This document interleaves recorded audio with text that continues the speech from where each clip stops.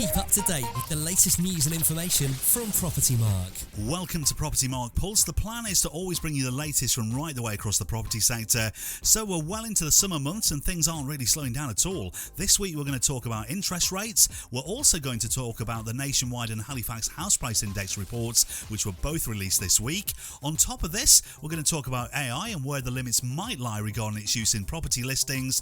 And we're going to talk about Reach UK, a program that kicked off a few years ago and has been busy working on scaling up a fascinating mix of new ideas and technologies. So as always, let's get talking. Propertymark. So this week was a big week in terms of the direction of travel for the Bank of England base rate.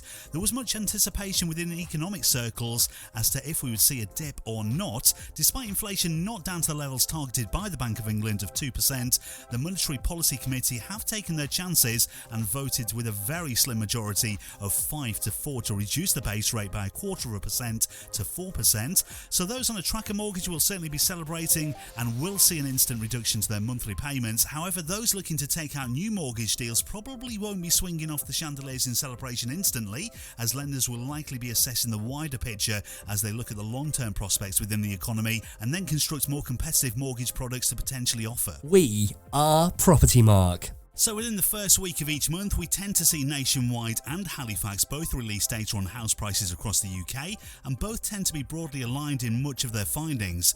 This month, both lending giants reported a 2.4% uplift year-on-year in house price growth. However, Nationwide reported the average house price across the UK to sit at £272,664, while Halifax weighed in with a sum of £298,237. However, with the base rate now sitting a little bit lower, it will be interesting to see what mortgage products both may consider bringing to the marketplace over the coming months and how this might influence average house prices as we head towards the autumn. We are Propertymark. This week saw a news article regarding the use of artificial intelligence within property listings. So what is acceptable and what maybe isn't? First and foremost, exciting new technology has changed just about every aspect of life, and consumers generally embrace and also love the benefits it can bring. Aspects such as virtual tours and the ability to demonstrate how rooms might look using digital design tools, a bit like what you might encounter down at your local kitchen showroom for example, are now very commonplace and give people the opportunity to unleash their imagination. It is important, however, to be aware that there is strong consumer regulation that protects people from being deceived by incorrect or misleading information, and it's important there are defined lines between demonstrating the potential of a property versus misrepresenting details or artificially enhancing imagery to the point it's not really authentic. The official line from the Digital Markets Competition and Consumers Act 2024 is that you cannot give incorrect or misleading information.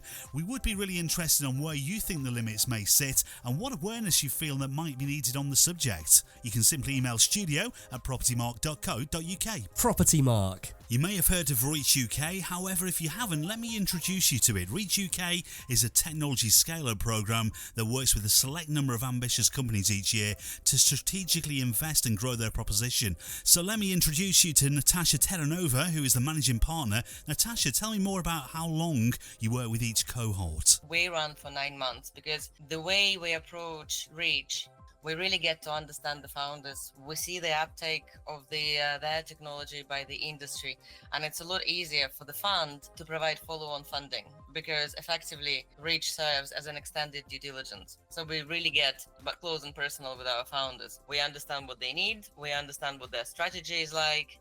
So it's really important for us because we really need to understand how we can help them scale and grow, not only in the UK but globally. And how can people find out more information about Reach UK?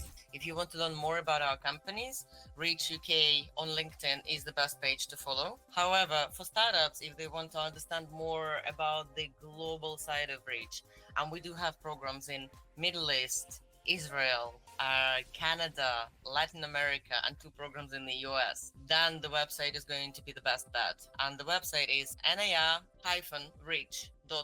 Cheers, Natasha. As the months go by, we look forward to hearing more. For more details, check propertymark.co.uk. As always, it's great to have you listening. Across the summer months, we'll keep you fully updated with the very latest.